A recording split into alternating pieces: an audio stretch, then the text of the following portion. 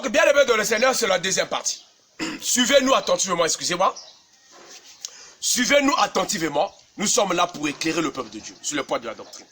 Donc, nous avons déjà dit que la loi ne sauve pas. Et les Écritures témoignent. L'apôtre Pierre dit dans le verset 11, Actes chapitre 15, 11, mais c'est par la grâce du Seigneur que nous croyons être sauvés. Nous ne croyons pas être sauvés par les œuvres de la loi que Moïse avait laissées. Mais nous croyons être sauvés par la grâce de notre Seigneur. Et nous avons dit que cette grâce-là, c'est l'évangile. Donc l'église est déjà d'accord avec ça.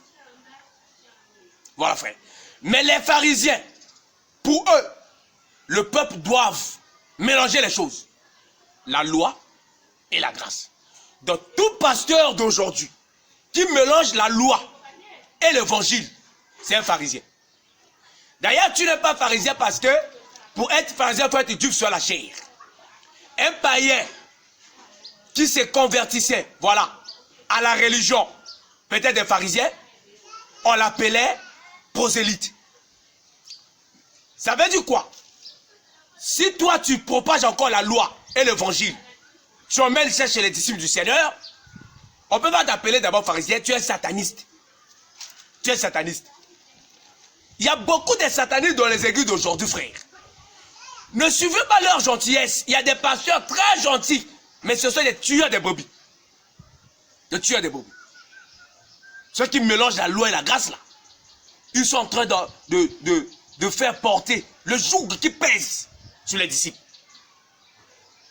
Voilà, frère. Ce sont lesquels? Ah, c'est là où nous citons maintenant les pratiques de la loi. Ce sont lesquels? Mon frère, le ministère, ce n'est pas un moyen pour s'enrichir. Tu t'es précipité d'être pasteur parce que tu as lu dans la Bible, on parle des dîmes. Voilà pourquoi tu t'es dit, je dois être pasteur pour bouffer les dîmes. Te voilà maintenant. Là maintenant, tu es cuit. Voilà. Prenons par exemple les dîmes. Bien aimé dans le Seigneur. Il y a des pasteurs qui ont l'habitude de mentir à leurs fidèles que nous payons la dîme comme Abraham. Ah, mon frère, mais il faut être menti. Je dis, un tel mensonge vraiment peut passer là où il y a des gens qui examinent les Écritures. Bien aimé, nous ne sommes pas les premiers à être fils d'Abraham. Nous ne sommes pas les premiers. En commençant par Isaac, jusqu'à l'apôtre Paul. Tous ces gens qui ont respecté la parole sur la vérité là, ils étaient fils de qui? D'Abraham. Maintenant, posons la question, qui a payé la dîme comme Abraham dans les Écritures? Personne. Même Isaac n'a pas payé la dîme. Isaac était fils d'Abraham. Mais il était très riche sans payer la dîme.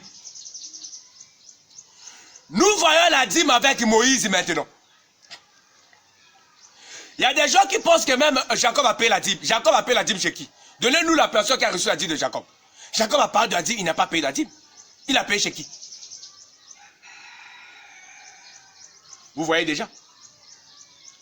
En quittant Abraham, Isaac, Joseph, tous les patriarches, la personne a payé la dîme.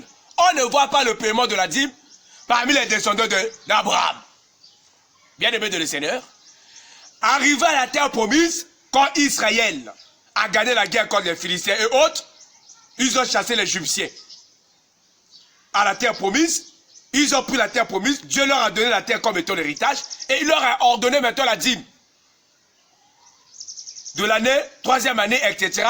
La dîme des étrangers, la dîme des orphelins. Deutéronome chapitre 14, le verset 21. Si vous lisez là-bas, vous allez voir toutes sortes de dîmes que le Seigneur avait prescrites par la bouche de Moïse. Il y avait aussi la dîme qu'on donnait aux Lévites. Voilà. Il y avait aussi la dîme que les Lévites prélevaient pour amener dans la maison du trésor, qui était la nourriture des sacrificateurs. C'est quoi on appelle par la dîme de la dîme? C'est ça, frère. Mais posons d'abord la question, qui a enseigné ça comme ça? C'est Jésus-Christ en venant sur la terre ou bien c'est Moïse? C'est Moïse qui a donné le modèle là. Moïse n'a pas vu la dîme des Congolais. qu'un pasteur congolais doit prendre la dîme que Moïse a prescrit. Il ne parle pas de ça. Mes frères, Moïse parle de la dîme des fils de Lévi. Des fils de Lévi sur la chair. Fils de Lévi sur la chair. Voilà pourquoi dans Hébreux chapitre 7, le verset 5, on dit « Ceux des fils de Lévi qui exerçaient le sacerdoce ont d'après la loi l'ordre de prélever la dîme. Ils ont reçu l'ordre de prélever la dîme d'après la loi de Moïse et non la parole de Jésus. » Maintenant, ceux qui ont l'habitude de mentir à leur peuple, à leurs fidèles, qu'on doit payer la dîme comme Abraham. Qui a pris la dîme comme Abraham? Mon frère, il faut laisser le mensonge. Oh le kouta ndengeni frère. Oh le kouta ndengeni. Toi naka poso comme un ambongo. Oko le kama kop mosute. Faut que le kosa batena ma église. Si nous dépassons ceux qui disent que les Abraham, on prend ceux qui prennent Malachi. Ah! Malachi chapitre 3, 10. Aïe aïe aïe. Emmener dans la maison du trésor toutes les dîmes, mon frère. Malachi n'a pas apporté la loi de la dîme. Là, il est en train de répéter Moïse. Hein, frère? Maintenant, je voulais d'abord poser la question à nos pasteurs. Mon frère, la maison du trésor, c'est quoi? Où est la maison du trésor? Parce qu'on n'a pas dit amener chez le pasteur la dîme. La dîme n'a jamais été amenée chez les sacrificateurs. On a dit dans la maison du trésor. C'était où on mettait les biens. Maintenant, aujourd'hui, où est le temple où nous devons aller mettre les biens là-bas? Vous pensez que les bâtiments que vous avez eu à construire, c'est ça le temple de Dieu? Église à la Mawa, vous faites honte. Même les grands magiciens, pagailleurs. Hein, frère? Donc vous voulez nous faire comprendre que ce que vous avez érigé là, c'est ça le temple. Dans la maison du trésor, c'est le chambre que vous avez bâti dans votre lieu de culte là. C'est ça la maison du trésor. Oh, mon frère. Vous voyez? Vous êtes en train de donner le joug que même les Juifs eux-mêmes n'ont pas pu supporter. Cette loi a été prêchée en Israël. Les Israélites n'ont pas pu supporter ça. Mais vous supportez ça comment? Vous. La dîme, il n'y a pas seulement la dîme. Il y a des pasteurs qui disent au peuple que nous sommes les sacrificateurs. Mettons le peuple. Le peuple ne soit pas les sacrificateurs. Ah, mon bien-aimé de le Seigneur.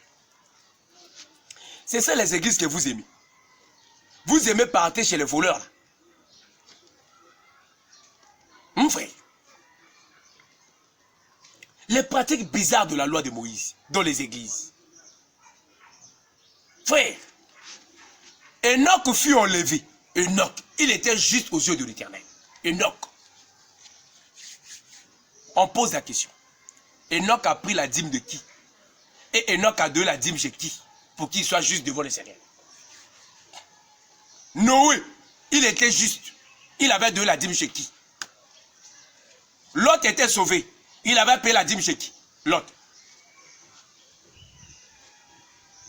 Frère. Maintenant, les apôtres ont pris la dîme de qui? Donnez-nous l'exemple d'un fidèle qui a donné la dîme chez les apôtres. Vous pensez que si par exemple Pierre, supposons que Pierre était même dans la tribu par exemple de Benjamin ou encore comme Paul par exemple de la tribu de Benjamin, il va prendre la dîme mettons que qui? Lui il est de la tribu de Benjamin. La loi de Moïse exige seulement à ceux qui sont sûrs dans la tribu de Lévi de prélever la dîme sur le peuple d'après la loi. Ah! Les pasteurs commerciaux, yeah, c'est très honteux. Lorsqu'on quitte les dîmes, les prémices, vous devez apporter les prémices dans l'église. Pasteur, ça c'est la loi. Ça c'est ce que vous appelez par l'évangile de notre Jésus, de notre Seigneur. Bon, mon frère, donne-nous d'abord un passage dans l'évangile où Jésus-Christ exige aux apôtres de prendre les prémices. Les prémices, ce n'est pas la loi de Moïse. Ce n'est pas Moïse qui a enseigné sur les prémices. Mais pour donner les prémices, il y avait un modèle. Le Juif devait confesser. Mon père était un araméen. Il était nomade. Tu l'as pris, tu l'as emmené en Égypte. Après, il a beaucoup souffert. Tu l'as ramené ici. Tu lui as donné la terre. Voilà, maintenant, j'apporte ma prémisse.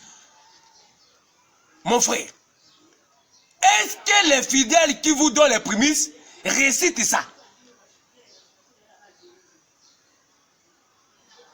prenez les prémices, c'est toi qui les crée. Et les prémices de l'argent, les prémices, c'est pas le salaire, ton premier salaire. C'est pas ce qui est écrit dans la Bible. C'était les fruits des champs. Mais il y a encore des personnes brouillées par la ténèbre du dehors. Oh, mais dans leur temps, c'était les champs. Dans notre temps, ah, mon frère, tu es garé jusqu'à ce point. Ça prouve que tu es encore un bébé. Ça dit que tu as de l'incompréhension sur la parole de Dieu. Mais tu veux sûrement parler de Dieu. Tu peux pas être humble, pour le laisser même. Le jugement attend les gens. Hein. Les gens meurent là. Si tu meurs là, tu vas rendre compte. Tu vas rendre compte. Même Moïse va t'accuser. Moïse va te dire, moi je t'ai dit d'aller prendre les prémices. Quand j'écrivais là, moi je t'avais vu.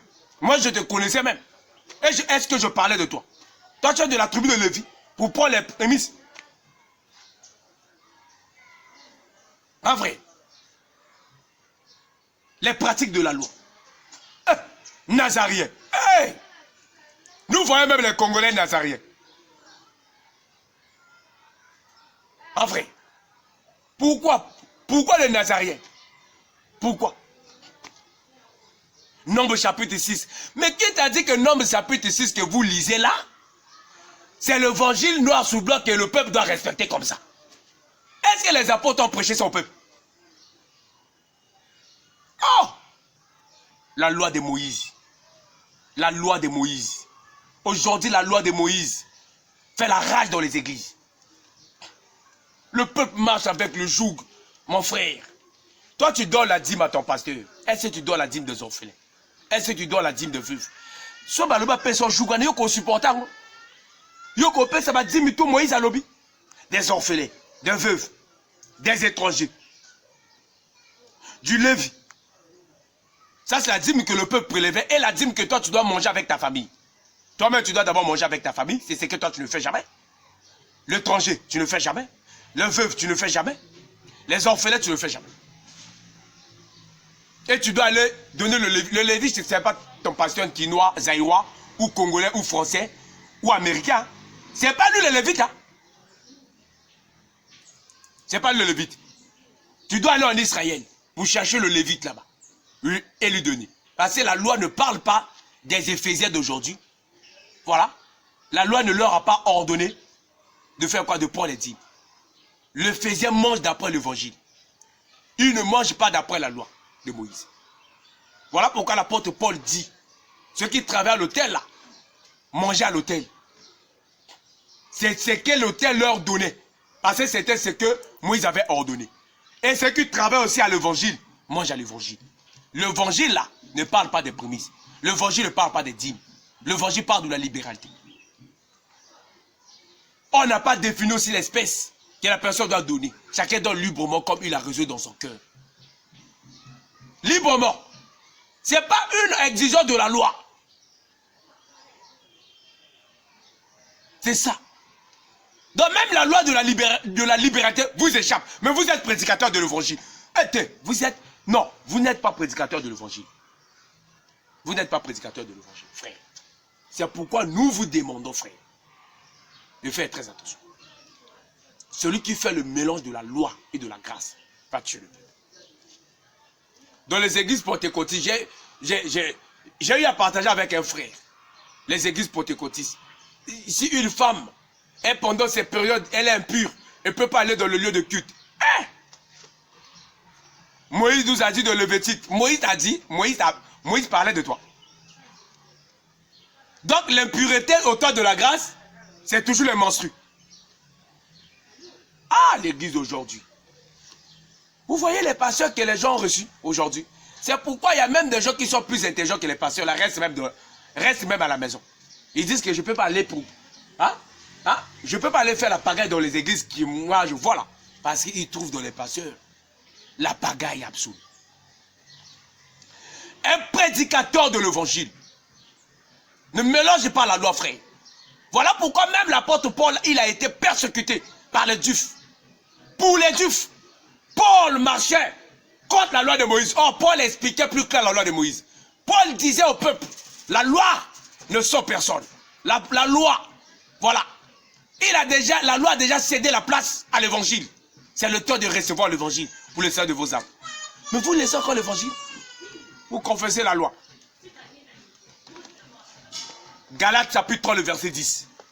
La Bible dit, quiconque s'attache à la loi est sous la malédiction. Car il est écrit, maudit soit quiconque qui ne met pas en pratique tout ce qui est écrit dans la loi. Quand vous payez la dîme, vous devez encore remettre le temple que Salomon avait fait. Vous devez remettre ça. Quand vous payez la dîme, vous devez faire acheter qu'il y ait la dîme des orphelins, des veuves, des étrangers. Vous devez encore remettre le sacerdoce lévitique. Parce que selon Hébreux chapitre 7, le verset 11, c'est sur ce sacerdoce que repose la loi donnée au peuple. La loi se repose sur le sacerdoce lévitique. L'évangile se repose sur le sacerdoce royal, notre sacerdoce, le sacerdoce de Judas. Donc Christ est le patron, est le souverain sacrificateur. Regardez, vous mélangez la loi. La consécration des bébés, c'est vous. Oh, Moïse nous a dit. Parce que, est-ce que Moïse a dit de consacrer un bébé avec 5 000 ou 10 000 qu'on doit mettre dans les enveloppes? Est-ce que Moïse a dit ça? Vous êtes maudits. Vous êtes d'abord menteur. Vous ne mettez pas à la lettre d'abord cette loi-là. Ça ne vous concerne pas aussi. Vous n'êtes pas les sacrificateurs d'après l'ordre d'Aaron. Bien aimé de le Seigneur, vous faites de n'importe quoi. C'est Moïse qui vous a dit de consacrer vos bébés avec les 5 000 et les 10 000. Consécration des bébés. Si nous laissons par exemple ça, nous voyons encore chez les musulmans, les ablutions, ils ont l'habitude de laver peut-être le visage, la tête, peut-être comment dirais-je, les pieds, etc. C'est écrit. Les Juifs, avant de rentrer au temple, ils avaient l'habitude de se purifier. Dans la purification, c'est laver les mains et nettoyer la bouche. Frère, Jésus lui-même aussi, il a lavé les pieds des disciples. Voilà pourquoi. L'église d'aujourd'hui. L'église d'aujourd'hui. Donc un pasteur, il arrive à l'église, il prend les pieds des mamans, des femmes des autres, il commence à laver les pieds. C'est ça l'humilité. Dis peut-être c'est ça l'implicité. Au fait, tu as la volonté de toucher les pieds des mamans là. Qui t'a dit que le lavage des pieds c'est ça? La révélation t'échappe. As-tu déjà... Bon, donne-moi d'abord un exemple. L'apôtre Pierre a marché avec Jésus. Il a vu tout ce que Jésus avait fait. Parce que Jésus a lavé même les pieds de l'apôtre Pierre. C'est ça. Il a lavé peut-être les pieds de l'apôtre. Donc l'apôtre Pierre est victime de ça. Maintenant, Pierre a lavé les pieds de qui? Pierre. Où est-ce que Pierre a organisé le culte de lavage des pieds? La révélation vous échappe. Qui vous a appelé d'abord dans le ministère? Vous faites honte. Vous êtes en train de garer les arbres, de tuer les arbres. Tu es devenu passionné par la théologie. Et à la théologie là-bas, on t'a menti. Tu viens maintenant dans la vie des autres pour pervertir les autres avec des mensonges. L'évangile et la loi, deux choses différentes. L'évangile, c'est le message de Jésus. La loi, c'est le message de Moïse. Les deux messages ne marchent pas au même moment. L'un cède la place à l'autre quand l'autre rentre en vigueur, excusez. Avant que la grâce soit manifestée, c'est la loi qui était propagée. Dès que la grâce est venue, c'est fini. La loi doit céder. Voilà pourquoi Romains chapitre 10. Je vais lire ça vite en passant. Les Écritures. Romains chapitre 10. Le verset 4. La Bible dit, car Christ est la fin de la loi. Oh Jésus. Pour la justification de quiconque croit.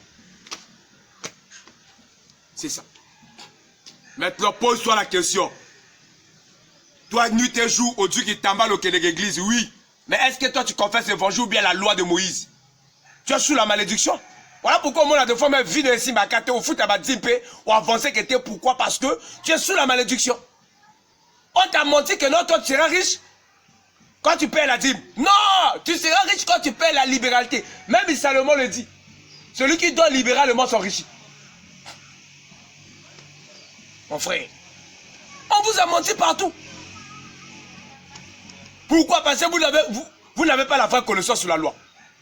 Sur la loi. Dis-moi maintenant, toi qui, tu confesses l'évangile ou bien la loi de Moïse? Na boti moi nanga liboso, faut na keba consacrer pa nzam. Ta la pe moi nango depo consacrer, ka ye mota belaka. Ka ye mota zala malade. Maintenant consécration que pas nzambe, y a qui se comprennent. ont vu sa poche à passer sans le savoir. C'est un commerçant. Il fait le commerce sur toi. Le bébé bénéficie de la protection de ses parents par la foi. Quand le père croit au Seigneur, l'enfant est protégé. Oh, bien aimé de Seigneur. Ça fait honte avec les églises d'aujourd'hui. C'est pourquoi nous vous demandons de vous abonner massivement à la chaîne. Posez vos questions. Il y a beaucoup de choses à dire. Beaucoup de choses à dire. Dans d'autres versions, on va expliquer là où Jésus-Christ dit « Je ne suis pas venu pour abolir la loi, mais pour accomplir ». On va expliquer ça. C'est le seul verset où les pasteurs ont l'habitude de mentir sur la loi. On parlera de ça aussi. Nous sommes là seulement pour éclairer le peuple de Dieu sur le poids de la doctrine. On ne veut pas les commerces. Tiens là. Il y a maman batoa, maman baninga, obnubo yiba kabangwa. Ah, il y a ma soeur baninga obnubo yiba kabang. Quand bala connaissance c'est beaucoup ça va dire, ba primise, ba bouzo ba malédiction, $500 na pambola yo. Donc yo moto pia moto, li pambola $500. Maintenant il y a 5 000 il y a mon nene. Il y a 10 000 il y a la rendez. Donc celui qui vient à l'église qui n'a pas l'argent ne peut pas être béni. Voleur. Voleur, li camboté. Continue à voler nos mamans. C'est pas ça. C'est pas ça. Bien aimé de le Seigneur. La bénédiction du Père. La bénédiction du Père. Jacob avait béni ses enfants. Mais qui lui avait donné l'argent? Qui avait donné Jacob l'argent pour que Jacob puisse bénir? À ton information, Jacob avait aussi maudit Ruben. En vrai. Oh. Le peuple périt faute de connaissance. C'est vrai. Donc, bien aimé de le Seigneur, la loi et la grâce, deux choses différentes. Nous vous demandons de vous abonner massivement à la chaîne. Pourquoi? Parce que celui qui mélange la loi et la grâce, là, égare le peuple. Égare le peuple. Avec les mauvaises explications sûres. Là, je ne suis pas venu pour abolir la loi et pour accomplir. Mettez d'abord, réfléchissez d'abord. Cette expression veut dire que prenez la dîme, prenez la promesse. C'est ça l'explication. Mon frère. Donc, bien aimé de le Seigneur, c'était ça le message. Abonnez-vous massivement à la chaîne et partagez les liens. C'est toujours et encore vos générations d'essai. On porte fils de sport. Les choses de Dieu. Bien aimé de le Seigneur, nous sommes là que pour élever Jésus. Donc, abonnez-vous, abonnez-vous. Merci beaucoup. Shalom, Dieu vous bénisse.